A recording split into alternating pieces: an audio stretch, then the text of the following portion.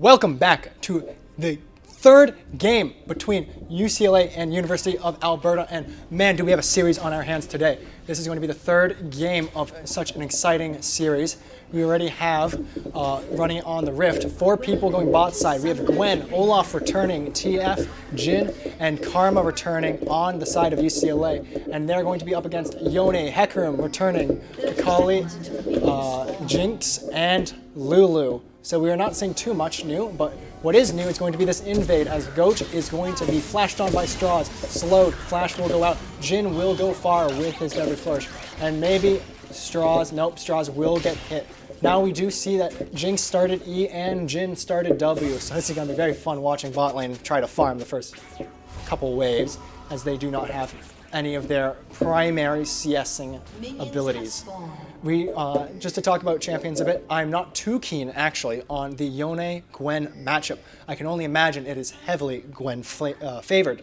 And one thing interesting is that we see First Poro decided to go with the Doran's Ring start instead of the Doran's Blade start, which can be very commonly seen. Ohami is going to see Straws and Doggo here. Alibye is going to be shortly behind them, and it will be the Olaf invading the red buff here. Temetrius does have the wild cards, will get the stun on XZ4. Straws trying to go farther. Akali is there to maybe help. Does Straws kill? No, blue card will not be enough, and the axe did go wide. So instead it will be Hecarim trying to move up. Temetrius returning mid lane. Doggo and Alibye going to bot lane late. Maybe Hecarim even goes for the invade here.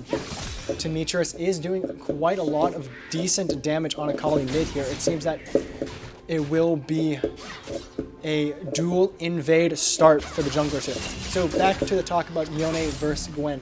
I feel like Gwen has a much easier time in this matchup given Gwen's prowess into a lot of melee matchups. However, Yone is great. He does have a lot of forms of knock-up CC that are not avoidable. It will be all up to whether Gwen is able to mitigate these with her W before she falls to the Yone's burst. We already see that within the first 2 waves, Gwen has already been completely pushed up here. And we'll see if that's going to be actually a good thing or a bad thing. It will be First Poro losing quite a bit of CS here, as it is 13-8 with the 3rd wave coming in. Hecarim is right behind First Poro here on the Gwen. It might turn deadly top side, but we'll actually have to see bot side as the level 1 ADC is still there. Straws will be kind of zoning out this wave here. Temetrius does have red card, unfortunately not what you're looking for, but will help to clear the wave more. And I think this is just a telegraphed dive that you cannot do anything about. You do see the TP coming from Yone here. This is exactly it was kind of messy. It was kind of messy. We have 1-for-1, but Yone is no longer going to be there to fight off the Gwen, and that's going to be great for Gwen, who is not going to have as much early pressure, as we've seen that First Poro has not been terribly comfortable so far. We can look at this play once more. Alibye and Doggo are here on the right. Straws and Temetrius are here on the left. Alibye gets a slow off on Lulu. Lulu will have the exhaust open on Straws. Straws will go down, not until after... Straws will go down, but not until after the Doggo finishes off Jinx here. And that's going to be a pretty good 1-for-1, as it will be a exchange for the bot side Jin getting a kill compared to the bot side Lulu getting a kill. And when you're thinking about who you want money on, it's definitely that ADC and not that support. So in terms of mid lane, I'm going to say I don't like Akali. I have a huge disposition to thinking Akali is just not what you want. Akali 3 years ago, maybe I would have been a bit more sincere about it before, like all of her R nerfs where it became directional, and now we're seeing a bit of fighting on the bot side. Doggo doing a lot more damage with that pickaxe than University of Alberta is able to return. But Akali is just not at the point where she used to be. And when you think of how devastating a champion TF can be with his really easy roams, it takes 3 seconds for him to walk into river, alt, Destiny Gate his way into either top side or bot side before it completely falls apart for University of Alberta. And it's going to be Temetrius on this pick to see whether he is able to just abuse this amount of map coverage, especially when you're thinking about Straws on that Olaf, who's going to have that early game pressure into Hecarim. Mohamed is going to get caught out here. However, the last shot is going to be on a minion, and Doggo will have to flash for the Ohani kill. Alibye does retreat out of safety, and it will be Goach that just goes down a bit more in HP, not dying himself. Straws will be claiming this Dragon Ring. He is level 4 and quite low, but he does have Smite in the event he needs it. However, he will stay on that low HP just for the extra damage.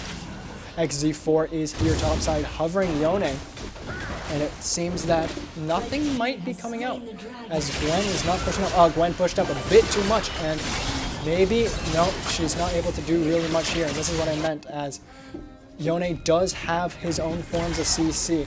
However, TF is already roaming on the level 3 ADC, now level 4, saved by the minion that just died. Doggo was not able to actually get her, but both of them are so low, and it will be the Doggo cleaning up on the Jinx and Lulu.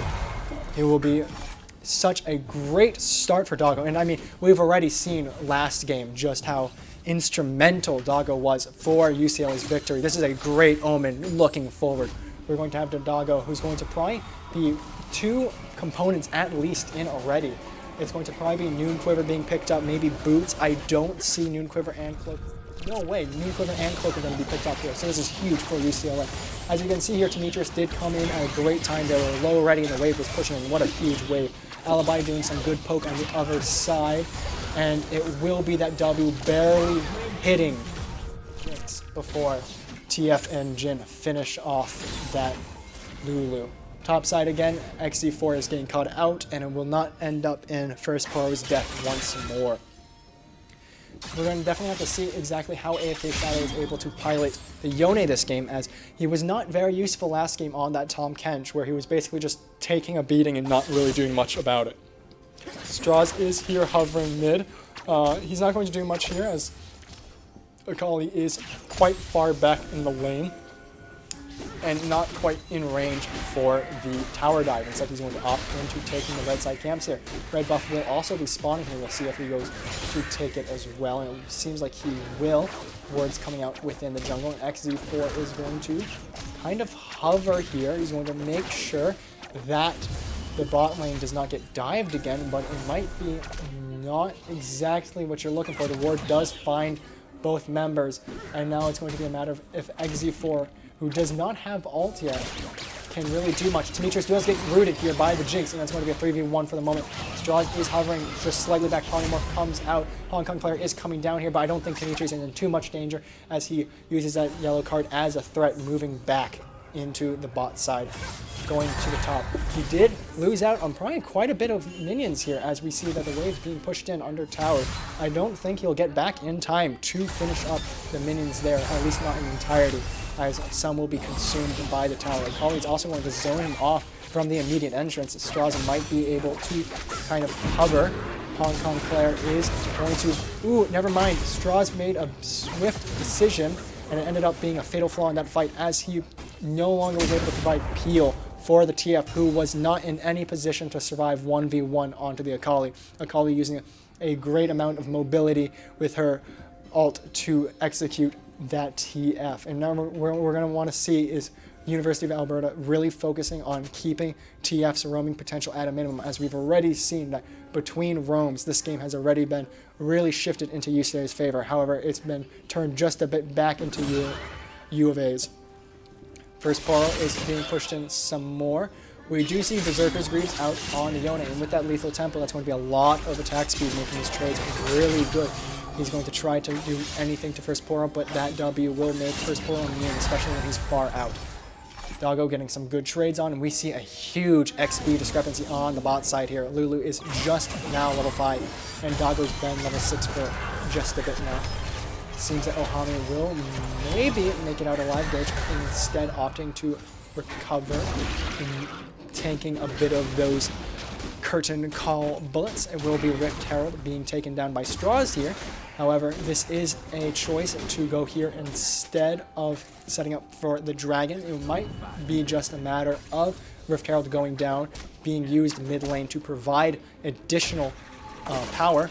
Temetrius does not get hit by Akali's backflip here, and that's going to be pretty good. It's not a big deal as he did not play offensively. Straws will be looking to this scuttle, and now bot side, we're just seeing this continued amount of pressure by Doggo. Doggo is 43 CS above Jinx. That is more than double Jinx's CS. First Poro looking for something a bit sneaky here. First Poro did opt into Ghost instead of Ignite, and I feel like Ignite definitely would have been better here into the Yone, but with Straws here. Ooh, nice tank by First Poro. First Poro did stop the Yone ult from traveling too far, but Yone will have that flash to save him. Hecarim is going to look for a play here. Bot side. Bot side is in a very dangerous position, but Ghost does go out too quickly. Doggo is not really in any danger here, as Alibye will be able to provide a decent amount of support. XC4 might be dead himself, as only 2 more shots before it's about over. Akali does have her ult, so this is a huge issue if... No, and it's not. It's just... nothing can be done by Doggo here as Akali finishes him off. And now here we're going to see that this dragon, which is actually, in my opinion, one of the better base stat dragons in the game, is going to be 5 ability haze, I believe, and 5% attack speed. I find that to be actually such a good stat pool to be giving out in a dragon.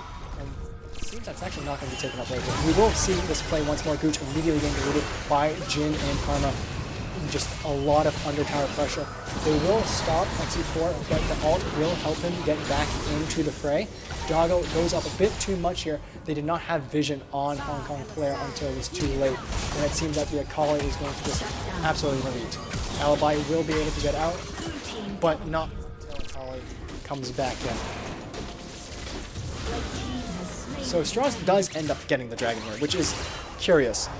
It definitely should not have gone to UCLA, as we saw that play bot side, the 2 kills coming down. Now we have to think, speaking of thinking, what do we think about that double blasting wand on Akali? What? We have 2 blasting wands on Akali here.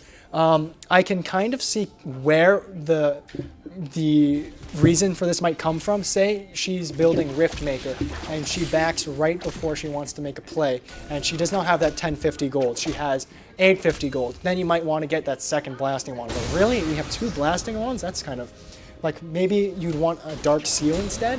Get a Dark Seal and an Amp Tome. It's a bit less commitment on that blasting wand, and you still get the scaling power of the Dark Seal. But instead, we do have the double blasting wand here. TF does have that Everfrost. His passive will be letting him getting his item spikes a bit early. Straws is being really oppressive in the jungle this game, getting all of the different objectives. That's Rift Herald, the 2 dragons, and several of Hecarim's camps. Yone will be instead trying to do a bit of damage back by taking the Thrugs here, as Gwen is stuck under tower. XC4 does find Straws here with Hong Kong player close by. Straws does not have flash for a bit longer, and it will be him falling. Everfrost does come out, but it's not enough as Hong Kong player closes the distance, and I think Hong Kong player is about to kill Temetrius once more. Jinx goes wide. We have the yellow card coming out. I don't think it's enough, as Hong Kong will actually end up being not able to hit it. Doggo is going to open the curtain call here. Ohami is pretty low. Does get found in that last shot, but will not be killed. Temetrius is going to stun XC4 in between the 2 towers, but it will not be enough. Temetrius is playing TF, and TF, although has immense utility and team play pressure, he's not going to be able to do much with his utility build in terms of 1v1s. It is not his Luden's Lichbane build, it is his Everfrost, Zhonya's Rapid Fire Cannon build. And now we see a very, very interesting play here by Hong Kong, but I guess had Straws not been there, it would have been a clean dive, but I still would have thought that was a kind of a risky move here. TF actually gets increased value out of it because he only died before Akali died, and that means he does end up coming back to lane with a Dark Seal stack. Doggo will be clearing up the rest of this mid wave here. Straws is finishing up his clear, and it will be the wards going down. Scryer's out, does not spot anything. And it seems that both teams are going to be hovering mid here. We do see Gwen is immediately buying armor. Definitely feeling the threat of Yone, Hecarim, Jinx this game with that Seeker's Arm Guard. But besides that, it's going to be the Ruby Crystal and the Blasting Wand, which will indefinitely build, or presumably build into the Riftmaker here. She's going to try to just clear up this wave top side. Yone not able to do much about it. Not going to take a risk and try to tower dive recklessly. And we're going to see a bit more backing here. We are going to see the Collector second on Jhin, and I don't know if you want Collector second. We've already seen many instances this game where Rain would have been the difference between Jhin killing someone and not. So I definitely see that Rapid Fire Cannon being a much better buy here. Lethality, 12 lethality, 55 AD, they're nice stats, but I definitely see the utility being better. As Straws will finish up the Yone here on the top side, who was pretty much not hitting any of his abilities in that fight there, as Gwen was able to evade, although just barely with her life. Jhin is continuing to clean up the mid lane here, Alibye hovering, and it will be them rotating along to the bot side. Akali is continuing to be the main threat, although I may have said that I did not like Akali, and I do not think Akali is good. I think almost any assassin that's 5-1 right now would be good. Kha'Zix isn't too good, but I feel like a 5-1 Kha'Zix would still be pretty strong. And so we're going to see how UCLA adapts to Akali. Maybe they'll instead opt into putting all of their cookies in the dragon basket. Instead, it will be just more laning here. So we do have the dragon come up in 35 seconds. Straws and Alibye are going to be coming back to lane pretty shortly. Jhin is pretty good on resources. Will not need to necessarily back here. Goach getting seen by the Lotus Flower, but Doggo will miss his W. Straws is going to keep pushing in the mid wave for a bit of pressure. Temetrius is pushing in this river here, and TF is going to actually stun the Akali. This is huge. This is exactly what you want to see. Hong Kong Claire needs to die immediately. Hong Kong Claire is going to get killed by that last curtain call shot. Temetrius does go in. He does not go in a place where he can do much because he went in where he thought the Akali might be, and instead, as the Akali is dead, Temetrius is going to be fine just walking back towards the river, and he's going to be back in mid lane in no time at all. First Poro is going to clear this wave. AFK Shadow is going to try to do as much damage from a safe distance as possible with his E on Yone, and that's going to be third dragon down, and we're going to have another Infernal Soul here coming out soon for UCLA possibly. And oh my god, that is a lot of utility on Temetrius. That CC just permanently going on to that Hecarim here. It's going to be devastating late game with the rest of his team can absolutely one-shot. We already see AFK Shadow suffering from getting caught out by the sword card here. And I think this is actually looking pretty good for UCLA moving forward. The University of Alberta has a much more sinful comp in the fact that they're running much more assassins. Without Lulu, they're probably all going to get insta-killed. That is by any amount of the CC. Gwen is great here because she does not care too much about assassins with the fact that she has so much potential to not care. XC4 is going to get caught up by Alibye. Alibye's not really going to care. He's not going to go after as well. And that Rift Herald will fall down, not to the Jinx Rocket, but to Straws. Seeing that everyone's reconvening in the mid lane and or backing, it will be Olaf returning to his camps, trying to see what he can do.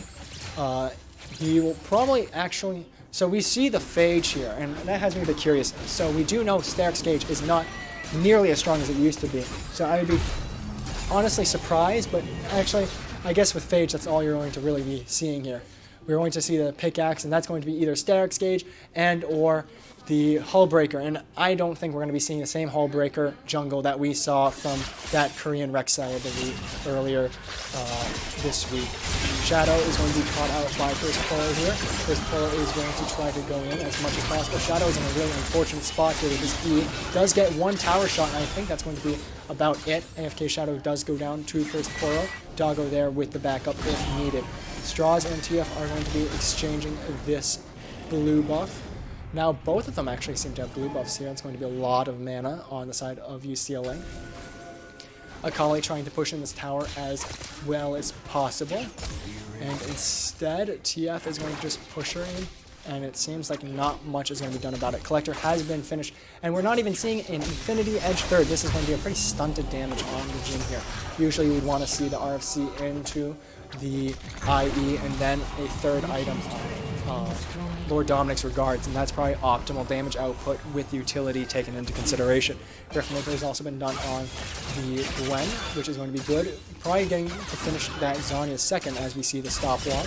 Seekers is going to add to that in terms of the price tag.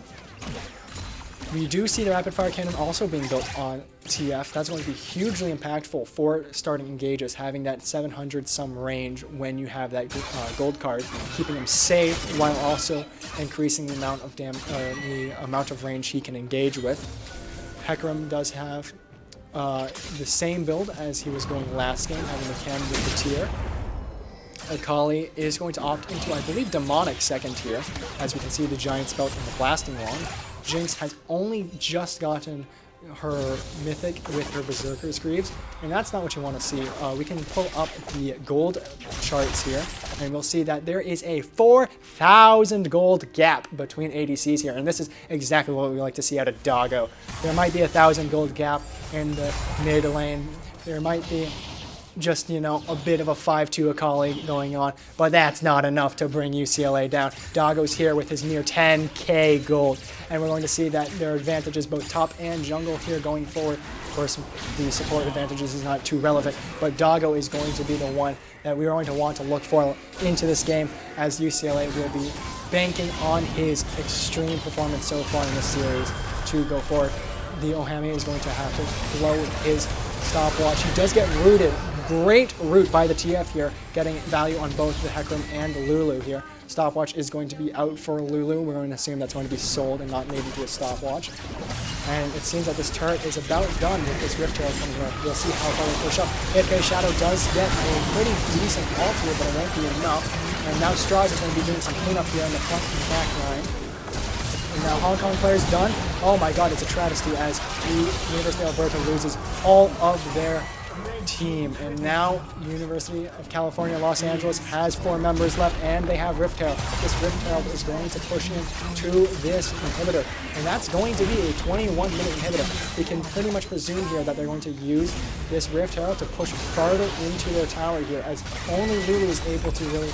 Oh my god, is this 4 hits in Lulu does sacrifice herself for the Rift Herald. I do say that is commendable, because I really don't know what you're going to do otherwise. But is this game? Is this game? I think this is game. And this is going to be UCLA picking up this series here. And what a marvelous series it was. I have been so excited the entire time. Doggo has been such a star this game. Temetrius picking up in the last game with that TF, getting a lot of great gold cards out. Strauss' Olaf pick was probably also really big here in terms of getting those early dragons. And the first Poro, not necessarily the star of the show, but there was not one time in which top lane was gapped. In fact, first Poro with that Renekton into Tahm Kench was really making Tahm Kench's life miserable. And I think that was a great, great performance out of UCLA, and I look forward to seeing you all next week. Have a nice weekend.